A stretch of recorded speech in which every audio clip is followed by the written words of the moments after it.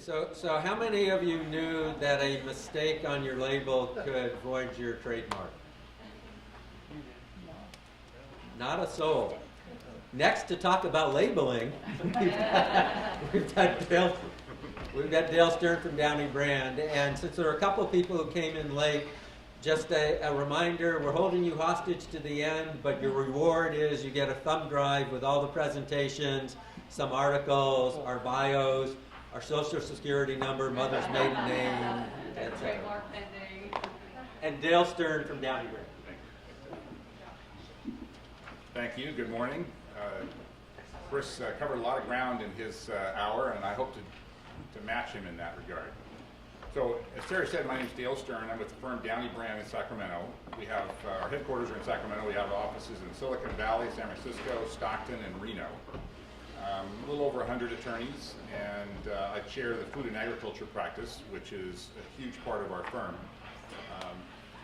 My day is spent representing industry associations. So I represent everything from the Seed Association, Wine Grape Growers Association, League of Food Processors, and I'm also general counsel to the California Grocers Association.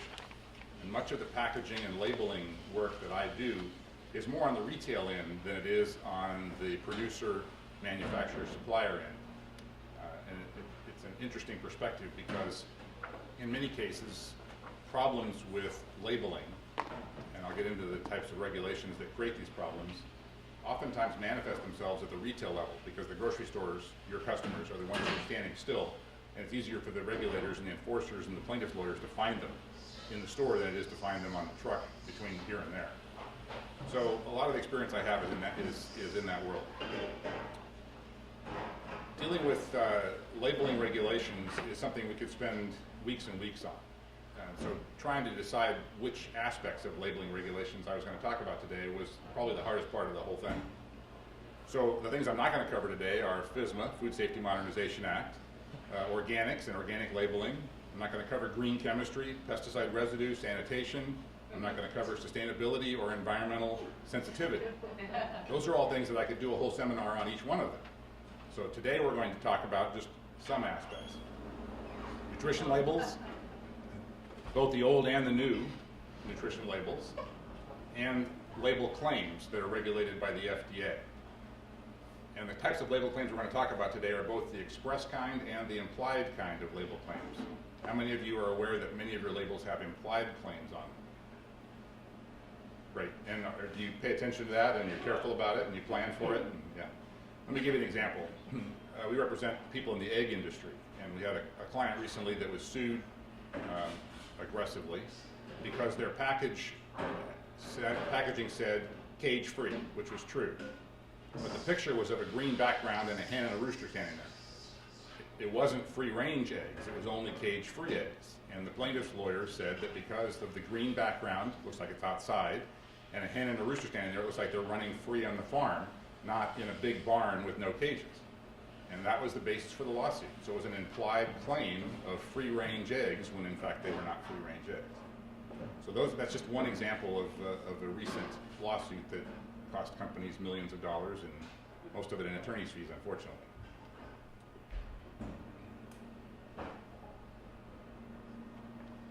So step aside for a minute here and talk about one of Chris's points a minute ago, copyright. This is a copyrighted cartoon. In fact, you can see the watermark, the stamp overlay on it. So how the heck can he use that in a presentation? Well, one of the exceptions to the copyright rules is for educational purposes. If there was an admission charge to get in here, I wouldn't do this. But I just thought this was kind of funny. Labels and labeling claims are becoming so pervasive and consuming that people like me have to spend countless hours helping clients sort through the issues. Nutrition label rules have been around forever, for a long, long time. And long before the rules were first adopted, branding and marketing people used creative, positive words and phrases to sell their products. So what's changed? And it hasn't been overnight. It's been, well, I've been practicing for 30 years, but it's significantly different now than it was at the beginning of my career 30 years ago. So in my humble opinion, the things that have changed are health-related claims beyond basic nutritional facts have become far more prevalent. They've evolved. 2, consumers' demand for healthful information and options has significantly increased. 3rd, my favorite, the plaintiffs' lawyers moved from Ford Pintos that blew up to asbestos to tobacco, and now it's food. That's where the plaintiffs' lawyers think they're going to make their next big payday, is in the food industry. And we see conferences advertised all the time. Come to Portland, Oregon for a 3-day conference on how to sue the food industry. Seriously. So that's one of the aspects why labeling and label claims is a changed environment. And finally, because of the consumer demand and because of the plaintiffs' lawyers' press, government has decided they need to get involved and better protect consumers. Of course. So all those are reasons why the world of label claims has evolved significantly. How many of you are familiar with Title 21 of the Code of Federal Regulations? You all spend a lot of time with it? So I carry it around with me everywhere I go. I keep every year, every January, my secretary prints out the latest updates, and I carry Title 21, Section 101 around with me because I get asked questions about it all the time. The FDA also has a food labeling guide. Everybody have a copy of that in your office? I encourage you to print out a copy or keep a copy on your bookmark on your computer of the food labeling guide. They come in real handy. And assuming you understand it all, you don't need anybody like me to help you out.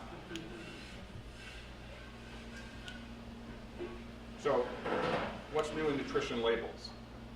I'm sure you've all seen this, that the new nutrition label, you've all studied it extensively, and you've seen what's coming out, and the implementation date is different for different sized companies.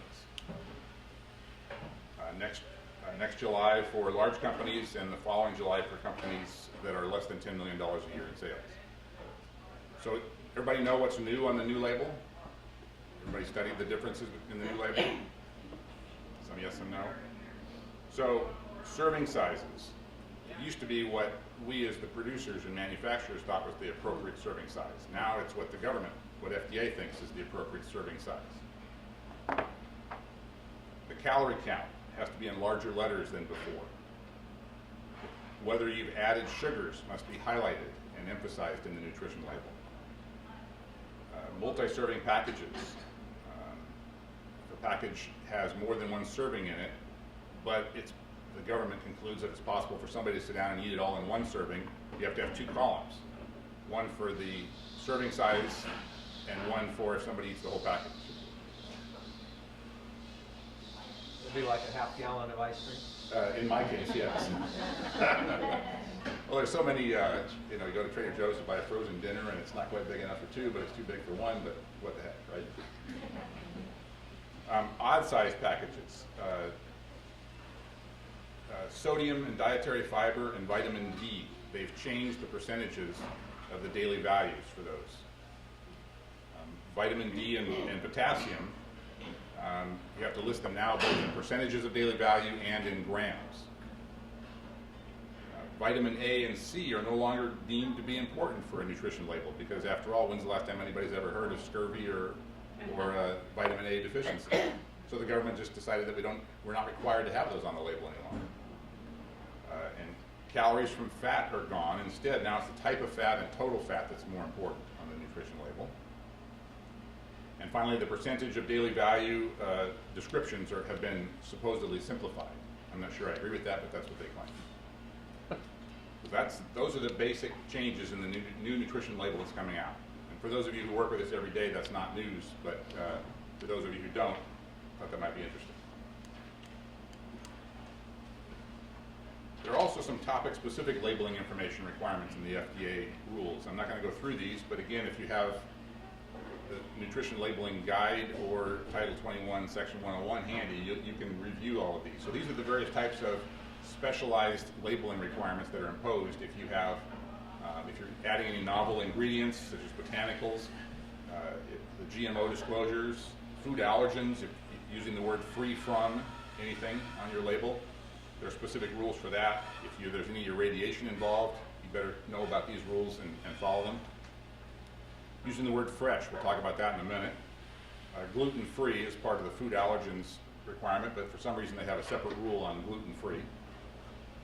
And if you're selling juices, pasteurization, HACCP, and FSMA requirements are important for you to understand those rules. The new nutrition label for menus. Menu and vending machines. Again, working for the grocery industry and the restaurant industry, they have an interesting take on things. The rule was requiring nutrition labeling at the point of sale for products that are prepared and sold fresh. Was passed a year and a half ago, and there was some question when it was going to take effect. So initially it was thought it was December 6th of 2016. And on December 1st, the California Department of Health Services says, no, it's not till next summer. On December 3rd, they said, no, we were wrong, it's now 3 days from now. And so the grocery stores and the restaurants were, of course, clamoring to try to figure out exactly what to put on the nutrition labels for the point of sale. And that's ignoring the practical problems of how do you provide a nutrition label at the point of sale when how much mayonnaise the clerks or the server spreads across the sandwich before they make you a ham and cheese sandwich will affect the calorie count. So you end up with these ranges that are so ridiculous that it doesn't really mean a whole lot. But now the menu labeling for vending machines and retail sale has been extended to May 7, and they've reopened the whole issue for additional public comment, which they're going to receive quite a bit of. And the current administration has sent pretty strong signals that they may decide to revamp or scrap the whole thing. So time will tell. Use of the word natural is something that we'll cover here in a little bit. If you sell any whole grains, foods needing refrigeration, we're going to talk about refrigeration here in a little bit. Raw fruits and vegetables, the labeling guidelines selling raw fruits and vegetables are important for you to be aware of, study, and have at your fingertips at all times. And then food standards, the standards of identity, back to your half gallon of ice cream, ice milk, gelato, what you call it, all those kinds of things are heavily regulated terms for the label on those food packages.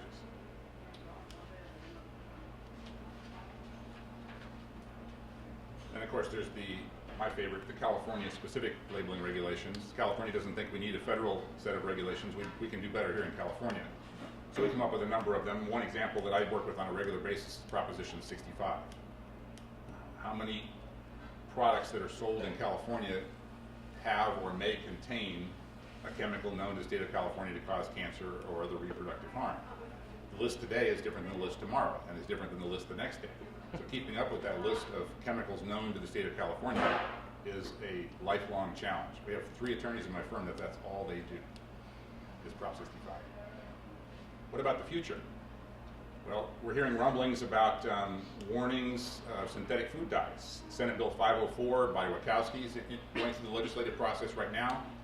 It originally required a warning on packages if there's any synthetic food dyes in a product.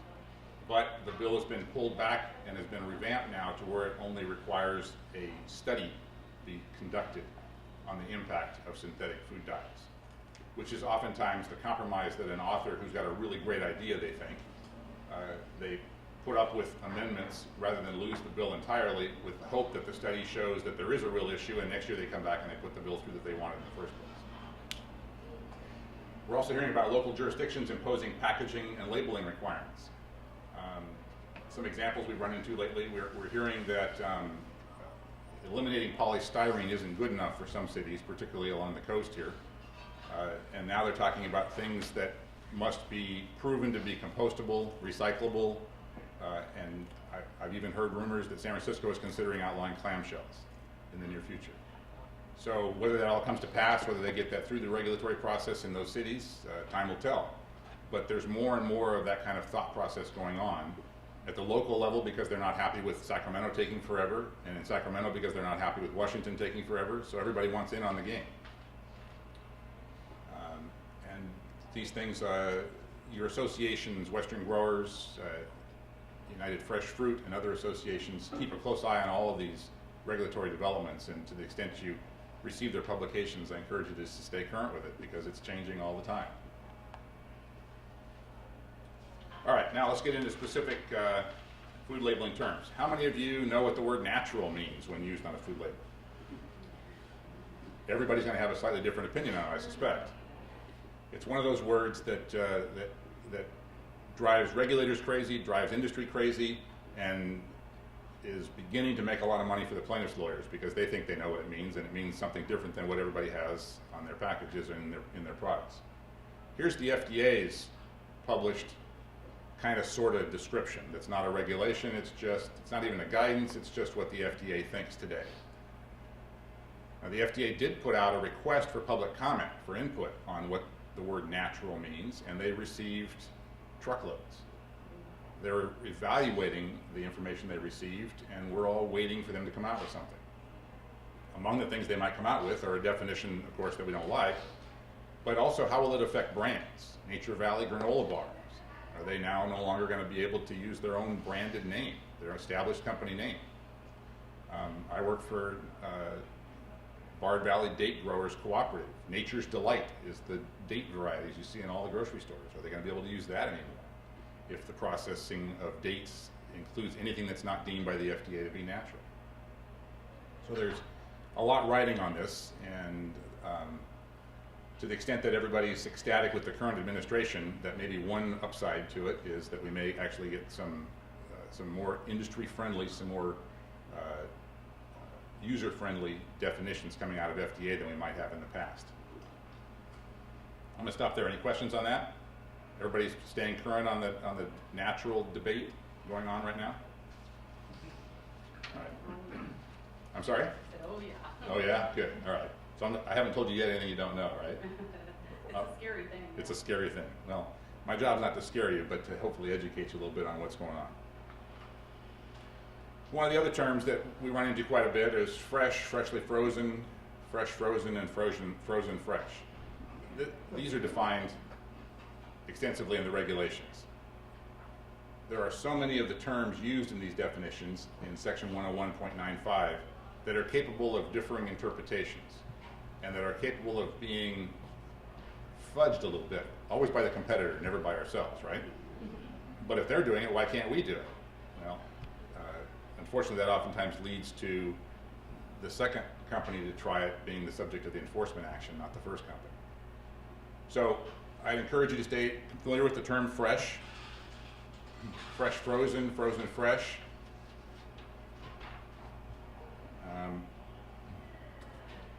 One of the keys here that I run into quite a bit is the last sentence there. Blanching of the food before freezing will not preclude the use of the term fresh frozen to describe the food.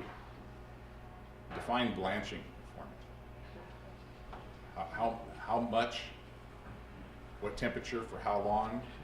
There's a million different definitions of blanching that can be conceived of. And then whether that still fits the definition of fresh frozen is subject to interpretation. Most of the regulators that yes, please. Can you go back to the previous slide just for a second?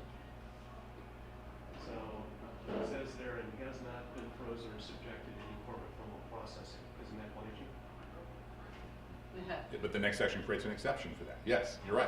Okay. So we have the general rule, we have the contradictory exception, right? And now we have further exceptions. Here's some additional exceptions. All right. You add approved waxes or coatings, still call it fresh. Post-harvest fumigations, still call it fresh. That's a processing, but it still can be called fresh. Application of a mild chlorine wash or mild acid wash on produce, assuming that there's no Prop 65 listed chemical in anything that you're doing, right?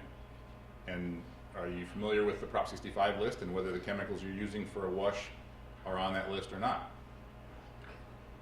Radiation, even though some might consider that a process, radiation within those parameters that are listed there in the regulations, you can still call it fresh when you're done. And then finally, my favorite one is refrigeration.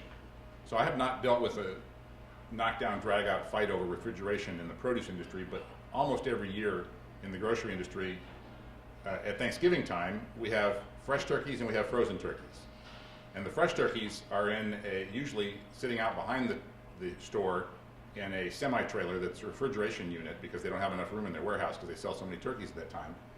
And you wouldn't want to drop one of those on your foot. They seem awfully hard to me. but they still meet the definition of fresh if they don't reach an internal temperature of less than, and I forget what the number is, but there are regulators, state and federal, and plaintiffs' lawyers constantly sticking thermometers into the backsides of fresh turkeys to determine if they're fresh or frozen. So by analogy, I'm assuming, and maybe you can tell me if I'm wrong, but the same issues arise in the produce industry. How cold can it get before it's no longer fresh and refrigerated, but it's now beyond refrigerated, it's frozen? I assume that affects the quality enough to where it's not that big of an issue in the produce industry, but tell me if I'm wrong.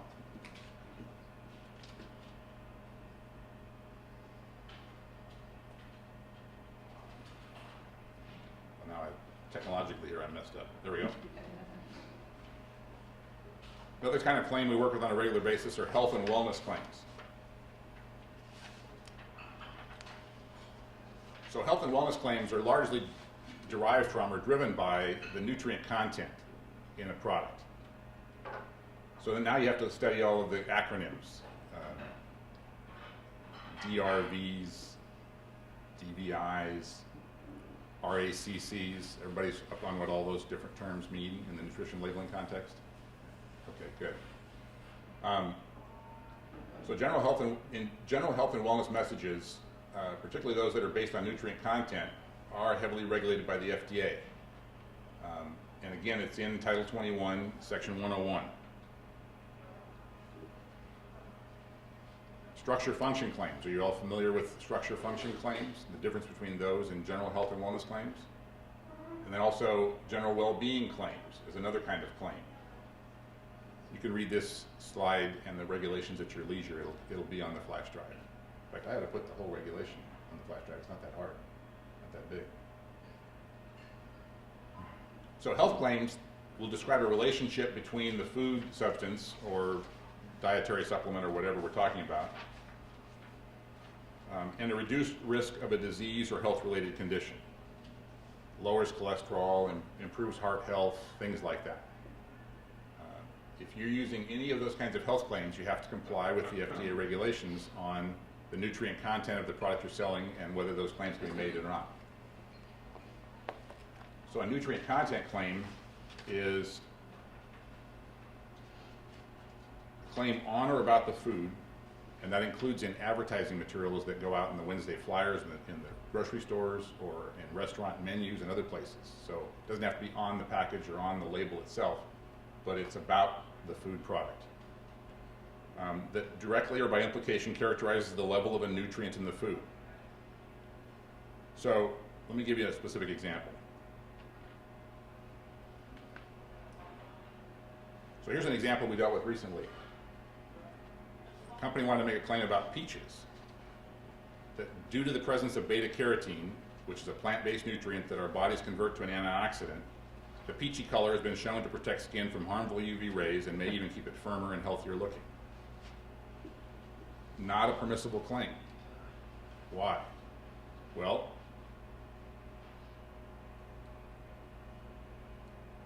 you're all familiar with the nutrition facts chart in the FDA regulations? So peaches, my slide doesn't go down far enough, but peaches shows that vitamin A has 6% of the daily value in vitamin A. It has to be at least 10% of the daily value in order to make a beta-carotene claim in a package or label or about the food. Now, this client said, but we sell really only jumbo peaches, and our scientist in our lab says that they do contain 10% of the daily value for vitamin A. But FDA thinks that all peaches are 6%, and so that's what you're stuck with. There's also one for vegetables. So what do you do if you're selling only jumbo peaches, or the variety of a particular cucumber you have has more of a particular nutrient in it? There is a process for applying to the FDA. If you want to spend a lot of money and take a lot of time, but you can apply for your own special recognition of a particular product. It's Section 101.90, I believe, of the regulation describes that whole process, which you're welcome to pursue. I know of a number of products that have pursued it, more in processed and finished products than in a single produce item, but it is possible to do. So let me go back to where I left off. So the FDA allows beta-carotene to be the subject of an antioxidant claim when the level of vitamin A present as beta-carotene is sufficient to qualify for the claim, which is 10% of the reference daily intake. But given the serving size that the FDA thinks is appropriate, the RACC, there isn't enough vitamin A in peaches to be able to justify that claim that I showed you a minute ago. That's just one example, and that's the process that you go through every time you want to make a health-related claim about any of your products. So you're all familiar with the daily reference values, daily intakes, reference daily intakes. If your staff is helping you decide what to go on a label, make sure that they are familiar with it as well and how it plays out in the regulations.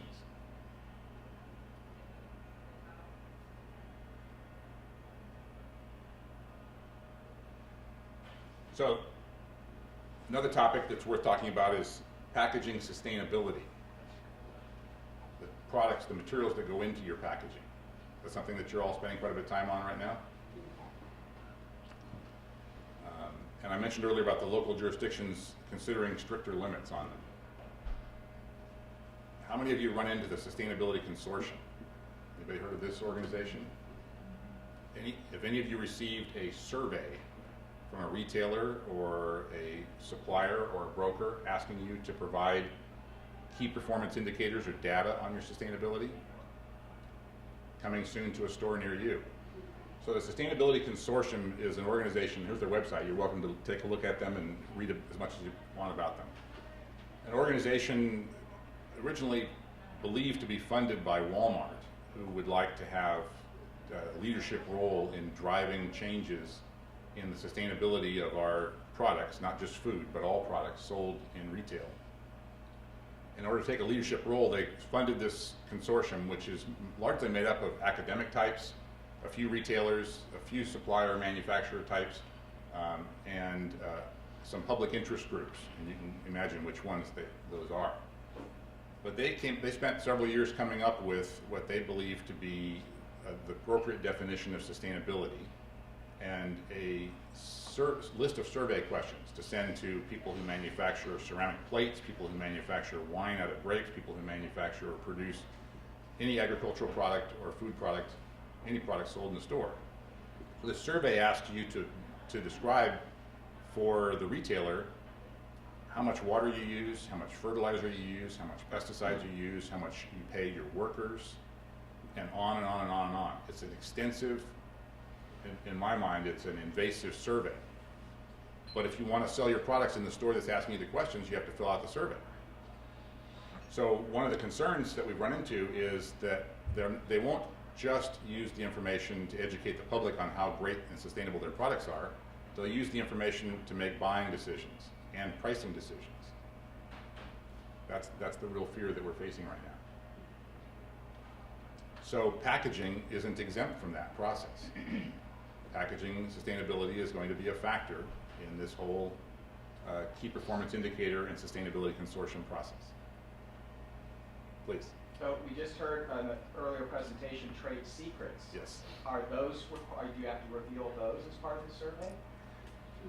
I haven't seen the survey specifically to a producer of peaches or carrots or lettuce or anything like that.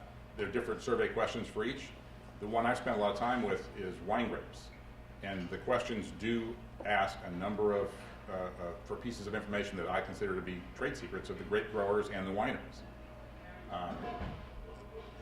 With wine, we had a slightly different argument than just trade secrets. We had the argument that the information we're providing is a thing of value to the grocery store, and under a body of law called the Tide House Act, which says retailers can't ask for something of value from a liquor supplier, we were able to fend them off for a couple of years. So for right now, the wine industry seems to be safe from these surveys, but most other agricultural producers, the survey questions, I suspect, will ask for trade secret information. So we put together an argument based on trade secrets that we sent to this consortium 2 years or so ago, and they never responded to it, but they did modify some of the survey questions as a result. So I believe that they think they've solved the problem. Until I see more of the new survey questions come out. I can't tell you whether they solve the problem, but it's a real issue that you need to be concerned about, particularly with respect to packaging. Because how they want to define sustainable packaging today versus tomorrow, who knows? Who knows? And whether Walmart's the only retailer that uses it, or does Kroger, Safeway, Albertsons, who else uses it? We're all starting to use You're seeing more and more of these survey questions come out? Okay. it. Even in Canada. In Canada. Canada and America, yeah. All of them are going that way, all the big retailers. There you go. So are the survey questions, do you think they're asking for what would be considered trade secret After information? today, yes, I would. Yeah, Yeah. I do. I think, and they're very invasive questions. And incredibly comprehensive and time-consuming and expensive to respond to. It's ridiculous, time-consuming activity. It's time wasting. It's horrible. It's bad. Have you seen any of the survey questions focused specifically on packaging yet? Yes, Okay, so they are out. yes. No, thank you. And I've had to determine the percentage of, reclaimed wood products Yes. in cartons, the amount of recyclable plastic in clamshells, everything you could imagine they ask, and you have to provide it. If you want to sell the product. Yeah. Otherwise, you're just off their list. Yeah. So if you haven't run into those yet, it's, like I say, it's coming to a store near you soon. And are you getting the questions from retailers or from somebody in between you and the retailer?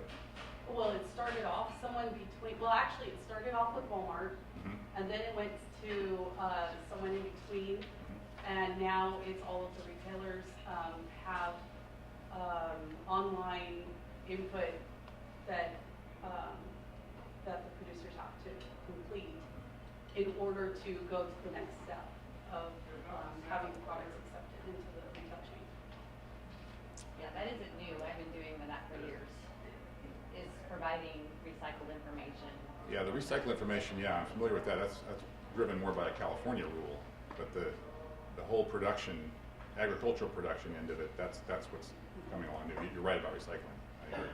And now but you also have to answer, not all of them ask this, but a lot of them ask, what pesticides do you use? How much water consumption? Blah, blah, blah, blah. And very detailed information. Yeah, so I guess the concern is that if your production operations on a slope with sandy soil, you're going to use a different amount of water than you are if you're on the bottom with loamy soil. And you have to think about, they ask, just back to packaging for a moment, you have to provide the information for each of the locations that Yes. print or manufacture that for you. And then you have to do that for each of the places that grow for you. So if you're a big corporation, that's maybe 7, 8, 10 states. Now you have to do all that information for all of those states. Lovely, isn't it? Please. Several years ago, we filled out a survey for Walmart. This is 5, 6, 7 years ago, and they had a scorecard they developed, and asked all kinds of questions. And they're looking at a lot was the carbon footprint of your product, from conception to market. And I always had a problem with a lot of packaging is produced offshore, Yeah. Taiwan, China, etc.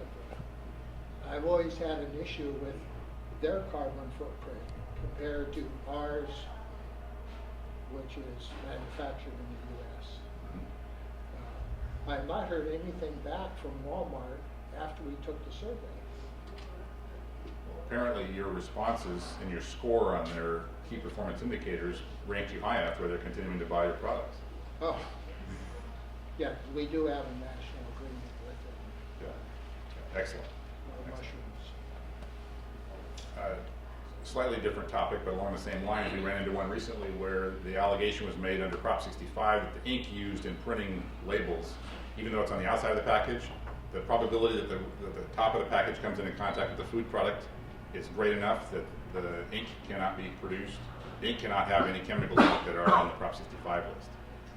So they were suing the retailer, and the retailer turns around and demands indemnification from the producer supplier for the cost of defending this Prop 65 case over the likelihood that there's Prop 65 chemicals in the ink on the outside of the package that came in contact with the food on the inside. So to the extent you are concerned about that kind of thing, make sure that your ink supplier for your packaging labels is using chemicals that are not on the Prop 65 list. So I've run through the things that I wanted to come and scare you with, talk to you about today. I'd be happy to answer questions, have additional dialogue on these points. Thank you for those great points. I appreciate that. Anybody have any questions? Anybody have any recent run-ins with the FDA that you're willing to share? So isn't that level of detail that they're asking for, asking, I guess, maybe growers to divulge trade secrets as far as like how much water they use? And I mean, that's sort of a competitive edge, right? If you have certain crops that take certain amounts of water, and I mean, other than pesticides, which you're required to disclose publicly to the county ag commissioner anyhow, pretty much everything else, you could argue in some parts of the state water consumption is now a reporting requirement. Fertilizer consumption will soon be a reporting requirement. So those things that are required by another government agency to be reported, you probably lose any trade secret arguments. But the timing, the manner, the method, some of the carbon footprint issues, whether you use natural gas in the vehicles, whether you use propane, diesel, whatever, all those things are, as Chris mentioned earlier, expense and revenue items on your books that every company considers to be trade secret. The question is, if you respond back to a major retailer or a broker that sells to a major retailer with, no, I'm not going to tell you because that's a trade secret, are you taken off their list of vendors, and is that more important to you than the trade secrets? That's the dilemma that we're facing. You're right. Please.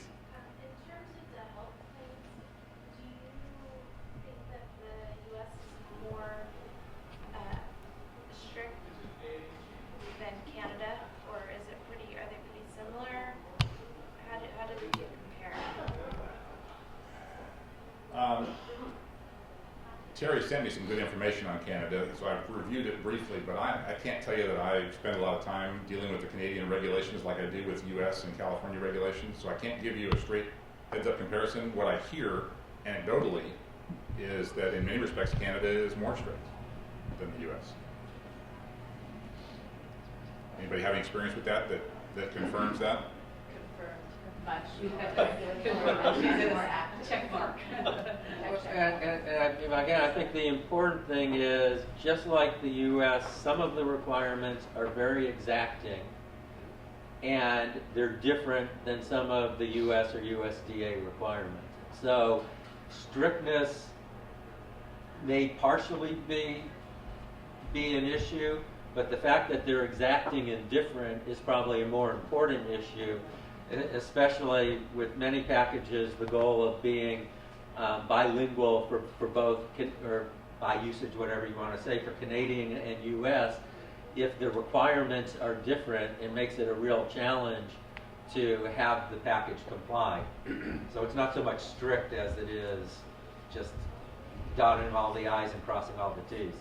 And in some respects, being more exacting might be an advantage from the standpoint of the segment of the regulatory community I mentioned earlier, that's the plaintiff's lawyers.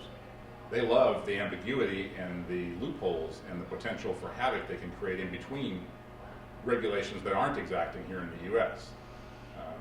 I saw a headline the other day, I haven't found the court case yet to read, but the allegation was that a package that had green print on it implied that it was recyclable or compostable, when in fact the package wasn't. So don't use green is the message. Oh my gosh. Really? Yes. Headlines go flying by my desk every day, and I focus on all the ones relative to the food industry, and that was one I just saw 3 or 4 days ago that I haven't had somebody track down for me yet. But so if there's an exacting requirement in regulations in Canada that tells you exactly what colors you can use or exactly what print or font size, that you use, that might help you avoid some of those kinds of cases. But then you have to have 4 staff people to help you figure out what the regulations require. There was a couple of hands. Yes, ma'am. How exact are whatever regulations or standards exist today around, from a packaging standpoint, biodegradable or compostable or recyclable? You know, how specific are those? Well, in my experience, it's a bit of a hodgepodge. You know, polystyrenes have pretty much been outlawed everywhere. But Sacramento hasn't come up with a full spectrum set of packaging regulations. There's the requirement that you have the recyclable symbol on packages if it's recyclable materials. There's those kinds of rules. But as far as a straight mandate that all packages shall be this or all packages shall be that, Sacramento hasn't come up with that yet. So that's why we're seeing some of these local jurisdictions who aren't patient waiting for Sacramento to solve the issue, that they're starting to pass their own ordinances dealing with products sold within their jurisdiction, which leaves you with this problem of how do I have one set of packages that goes to San Francisco and Monterey and a different set of packages that goes to Fresno and Madera. Right, but I'm thinking even what's the definition? Someone might say biodegradable. Well, somebody might say, oh, well, it biodegrades in a year, but is there a definition? No, within a certain kind of time? Yeah, that sort of thing? the compostable biodegradable, there actually are definitions of that in terms of half-life and product decomposition. I tend to think that the environmental scenarios they create when they test them aren't realistic, but there are published rules on how long something can survive or should no longer be in one piece after being in these conditions to meet the definition of biodegradable or compostable. I didn't bring those with me today, but I could send them to you if you'd like. I have them on a slide on my presentation, actually. There you go. This team came prepared. There were a few other hands up that I missed. I'm sorry. Questions? I got one for you, Dale, on nutritional information. Yes. A product that's a mixture of raw commodities. Any thoughts on liability practice of doing the math of what the nutritional information is on the raw commodity versus sending the finished mix to a lab or nutritionist for an actual calculation? Yeah. There are rules on the percentages. So if it's 98% or something like that of one product and a very small parts of other products, you can go with the larger quantity. But if you get into a straight mix, you're better off not making any nutrient-related claims. How you prepare the nutrient content label is a challenge, but you're better off not making any nutrient content claims or health and wellness-related claims unless you first go petition the FDA for approval of the product. In preparing the contents for the label, though, is it satisfactory to, I mean, if you've got 2 ounces of carrots, an ounce of celery, and 6 ounces of lettuce, is it satisfactory to do the math, or should you send it to a lab for analysis? If there are all products in the top 20 list that the FDA has put out, I think you can do the math. If some of the products are not on that top 20 list, and so you don't have the DVs or the RACC for each of them, then you're on your own. Take a risk if you don't go to the lab. That'd be my advice. And along with Chris, the disclaimer, this isn't legal advice, this is just information. Any other questions? Thank you all very, very much for your attention. I appreciate it. Good questions, good comments.